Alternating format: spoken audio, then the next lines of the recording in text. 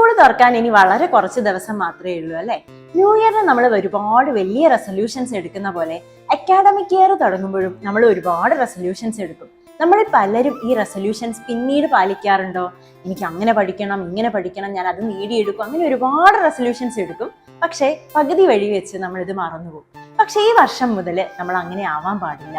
നമ്മളുടെ റെസൊല്യൂഷൻസുകളൊക്കെ നമ്മൾ കറക്റ്റ് ആയിട്ട് ഫോളോ ചെയ്തു പോകണം. നമ്മൾ ഓരോ വർഷത്തിനേക്കാളും മികച്ചതാവാനാണ് നോക്കേണ്ടത്.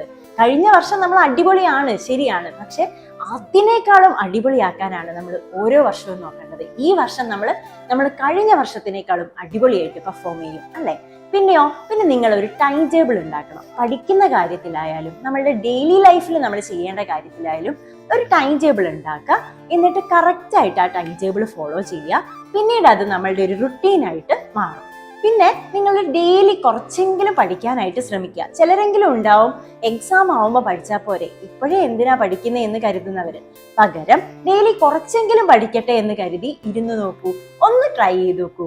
അപ്പൊ നിങ്ങൾക്കൊരു പഠനത്തിനോടൊരു ഇഷ്ടം വരാൻ തുടങ്ങും, പഠനത്തിനെ സ്നേഹിച്ചു തുടങ്ങും. അപ്പൊ ഇതൊക്കെ മനസ്സിൽ റെഡിയാക്കി വെച്ചിട്ട് നമുക്ക് സ്കൂളിൽ പോകാനായിട്ട് റെഡിയാവാം.